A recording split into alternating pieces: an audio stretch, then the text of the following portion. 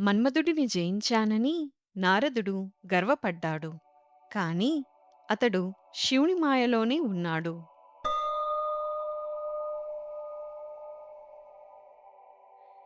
సూత మహర్షి చెప్పిన శివకథలు విన్న తర్వాత శౌనకాది మహర్షులు మళ్ళీ ఇలా ప్రశ్నించారు. అసలు నిర్గుణమైన శివుడు సగుణ రూపం ఎందుకు స్వీకరించాడు?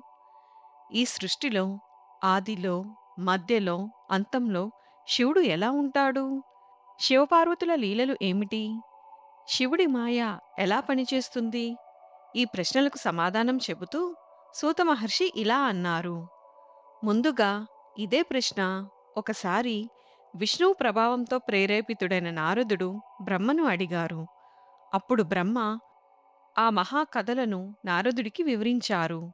ఆ జ్ఞానం తరువాత వ్యాసమహర్షికి చేరింది. అంటూ నారదుడు అసలు బ్రహ్మను ఎందుకు ఈ శివకథలను గురించి అడిగాడో, దాని వెనుక జరిగిన కథ ఏమిటో చెప్పటం ప్రారంభించారు.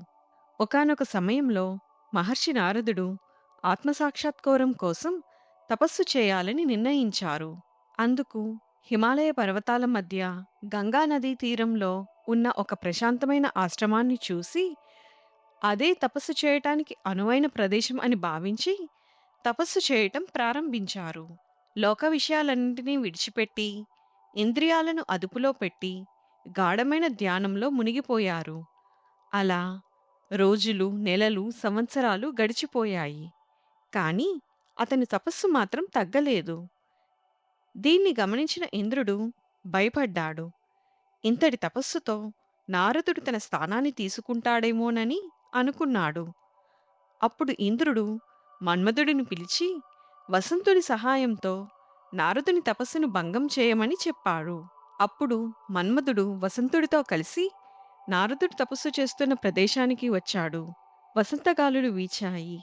ప్రకృతి సౌందర్యం పెరిగింది. మన్మధుడు తన శక్తి అంతా ఉపయోగించాడు. కానీ ఎంత ప్రయత్నించినా నారదుడి దగ్గరికి కూడా చేరలేకపోయాడు. మన్మధుడికి అప్పుడు గర్వభంగం అయ్యింది. దీనికి కారణం నారదుడి తపస్సు ఫలితమో, మన్మధుడి ప్రయత్నలోపమో కాదు. అది పూర్తిగా శివుని అనుగ్రహం. నారదుడు తపస్సు చేస్తున్న ప్రదేశం యొక్క గొప్పతనం. అది సాధారణ ప్రదేశం కాదు. ఒకప్పుడు అది శివుడు తన తృతీయ నేత్రంతో మన్మధుడిని భస్మం చేసిన పవిత్ర స్థలం. ఆ ప్రదేశం శివశక్తితో నిండిపోయింది. అక్కడ మన్మధుడి ప్రభావం అణువంత కూడా ఉండదు. మన్మధుడికి ఆ విషయం గుర్తుకు వచ్చి, ఇక తను ఎంత ప్రయత్నించినా సఫలం కాలేడని అర్థం చేసుకుని ఇంద్రుని దగ్గరకు తిరిగి వెళ్ళిపోయాడు.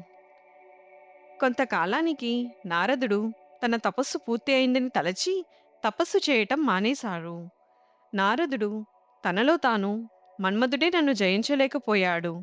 అంటే నేను అతన్ని జయించాను. నేను మాయను కూడా జయించగలిగాను అని అనుకున్నాడు. అతడిని శివమాయ ఆవహించింది. ఈ ఆలోచన నెమ్మదిగా అహంకారంగా మారింది. నేను సాధించాను.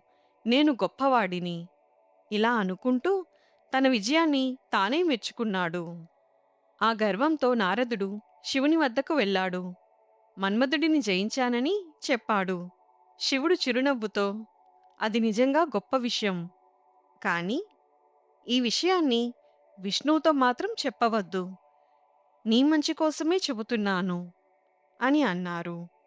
శివుడు ఇలా చెప్పినప్పుడు నారదుడు లోపల నేను సాధించిన విజయం ఎందుకు దాచాలి అని అనుకున్నాడు.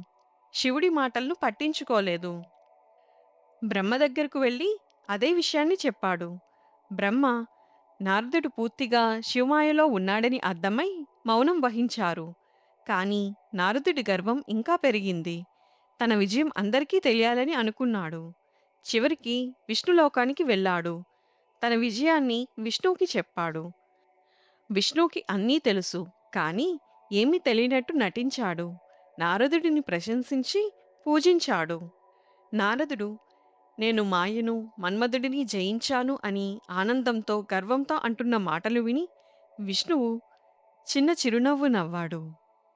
ఆ నవ్వు వెనుక ఉన్న రహస్యం నారదుడికి తెలియదు.